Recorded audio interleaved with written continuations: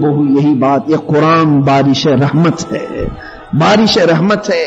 پڑھنے والا جب پڑھتا ہے، دل کی زمین اگر پاکیزہ نرم ہو تو آنسوؤں کے قطرے نکلیں گے جو پودوں کی طرح ہوں گے، اور جس کی دل کی زمین سخت ہو، سخت دل ہو، وہ قرآن کتنے دن پڑھتا رہے اس کے آنسو باہر نہیں آتے، اس لیے کہ زمین سخت ہے۔ قرآن وہی ہے، قرآن کی تاثیر آج بھی ہے، لیکن پاکیزہ زمین ہمارے اندر ہو۔ اسی لیے علامہ اقبال نے سچ کہا، بہت اچھا کہا کہ یہ مٹی بڑی زرخیز ہے ساقی، ذرا نم ہو تو یہ مٹی بڑی زرخیز ہے ساقی۔ دل کے متعلق کہا کہ یہ ذرا نم ہو تو بڑی زرخیز ہے یہ مٹی، نرم نہیں ہوتا دل تو قرآن بھی پڑھتے، نماز بھی پڑھتے، ساری چیزیں، لیکن آنکھوں سے ہمارے آنسو نہیں آتے، وہ دل کی سختی کی علامت ہے۔ بہرحال اعوذ باللہ، اس کی فضیلت میں کئی احادیث کریمہ ہیں۔ حضور پاک صلی اللہ علیہ وسلم نے ایک مرتبہ دیکھا ایک شخص اتنا غصے میں ہے کہ اس کے منہ سے جھاگ نکل رہا ہے، کسی سے لڑائی کر رہا تھا، پہلوانی کر رہا ہوگا، تو ابھی مارا کہ تب مارا، اس کی زبان، وہ کبھی زبان کاٹ رہا ہے، کبھی دانت کتر رہا ہے، غصے کے عالم میں آپے سے باہر ہے اور منہ سے جھاگ نکل رہا ہے۔ رسول کریم صلی اللہ علیہ وسلم نے فرمایا کہ اگر یہ ایک بار اعوذ باللہ من الشیطان الرجیم کہہ دے تو اس کا غصہ ختم ہو جائے گا۔ عادت ڈال لیں، سب سے بہترین علاج ہے، اس لیے کہ غصہ شیطان کے حملوں میں سے ایک حملہ ہے، اور جب بھی غصہ آئے اعوذ باللہ من الشیطان الرجیم پڑھیں، وہ غصہ دور ہو جائے گا۔ ایک بار نہیں، دوسری بار نہیں، تیسری بار پڑھیں، اور اعوذ باللہ کی برکتیں دیکھیں آپ کہ ہم اس سے پناہ مانگ رہے ہیں، کس سے؟ شیطان کی شرارت سے۔ کس کی پناہ مانگ رہے ہیں ہم؟ رب ذوالجلال کی۔ اس کی وجہ کیا ہے؟ اس کی وجہ یہ ہے کہ اخلاقی ذمہ داری ہے، اللہ تبارک و تعالی نے جنت کو شیطان سے پاک کر دیا۔ خود قرآن میں فرمایا اخرج منہا مذءوما مدحورا، تو ذلیل و رسوا ہو کر کے نکل جائے ابلیس۔ اب مفسرین فرماتے ہیں کیوں نکالا اللہ نے جنت سے اس کو؟ اس لیے کہ ہم چلے جائیں، ہمارے لیے اللہ نے جنت سے شیطان کو باہر کر دیا اور ہمیشہ کے لیے باہر کیا کہ رب کے پاکیزہ بندے اس میں آنے والے ہیں۔ سوچو، میں بڑی بات کہہ رہا ہوں، ہمارے لیے جنت سے ابلیس کو نکال دیا، تو کیا ہم رب کے لیے دل سے شیطان کو نہیں نکال سکتے؟ مولا تو نے ہمارے جانے کے لیے جنت سے اس کو نکالا، تو ہم تیری محبت میں اپنے دل سے اسے کیوں نہیں نکالیں گے؟ اس لیے اعوذ باللہ پڑھا جاتا ہے کہ ہم اپنے رب کا کلام پڑھنے جا رہے ہیں، شیطان دل میں گھسا ہو تو اسے نکال باہر کرے۔ اس لیے کہ حدیث پاک میں ان الشیطان یجری مجری الدم، شیطان جو ہے خون کی رگوں میں دوڑتا رہتا ہے، جیسے ہمارا خون دوڑ رہا ہے اسی طرح سے شیطان جسم میں دوڑتا رہتا ہے، کبھی وہ دل پہ آتا ہے، کبھی پیٹ میں آئے، کبھی آنکھوں میں آئے، کبھی زبان پر آئے، تو ابلیس لعین بدن میں داخل ہو کر کے اس کو وسوسوں میں مبتلا کرتا ہے، شرارت میں ڈالتا ہے۔ یہ جو برے خیالات آتے ہیں، سمجھ لیں کہ اس وقت شیطان پورا ہمارے جسم میں تیزی سے دوڑ رہا ہے۔ جس وقت زبان گندے الفاظ بک رہی ہے، شیطان زبان پر آ چکا ہے۔ جس وقت ہماری نگاہیں کچھ حرام دیکھ رہی ہے، شیطان آنکھوں میں آیا ہوا ہے۔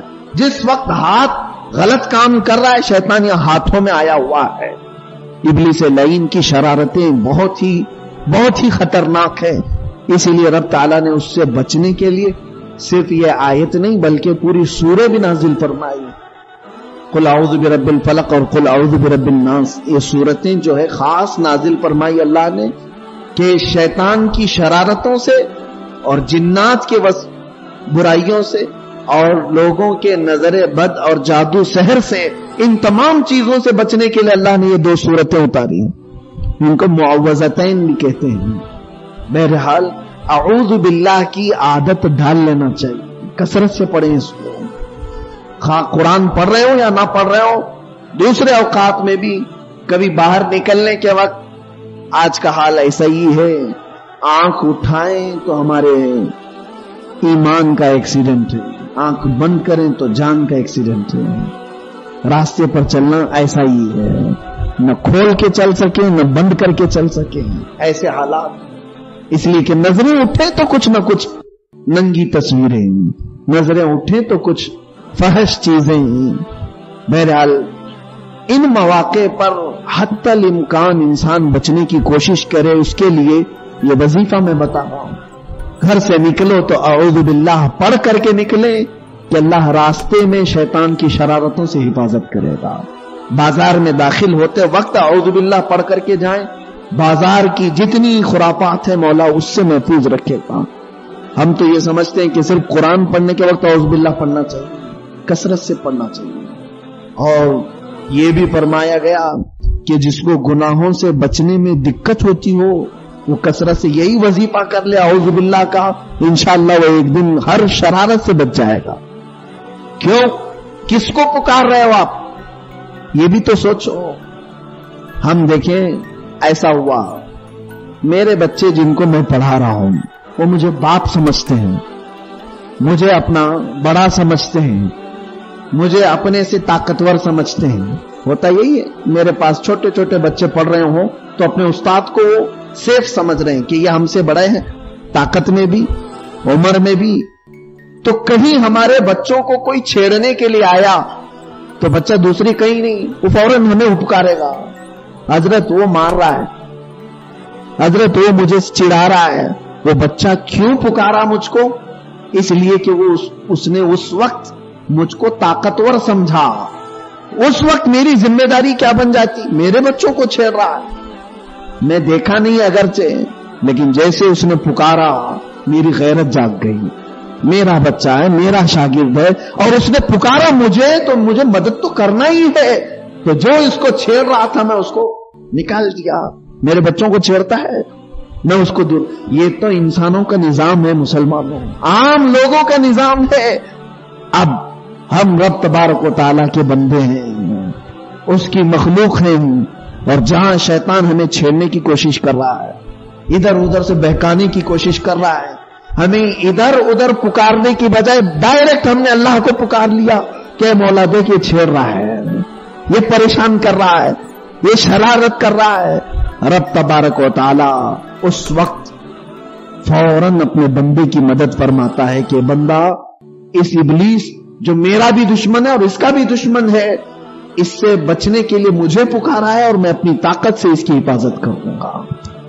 یہ بھی حدیث پاک ہے کہ جب بندہ رب تعالیٰ کو حفاظت کے لیے پکارتا ہے، قرآن میں مولا فرماتا ہے وَإِذَا سَأَلَكَ عِبَادِي عَنِّي فَإِنِّي قَرِيبٌ۔ اے رسول جب یہ آپ سے پوچھیں میرے بارے میں کہ ہمارا رب کہاں ہے تو ان سے کہتے بہت قریب ہوں۔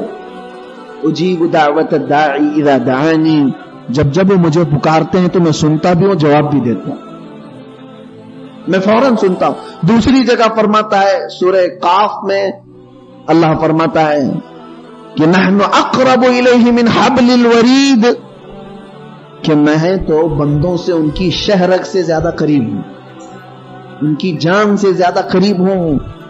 وہ پکاریں تو مجھے بہت قریب پائیں گے۔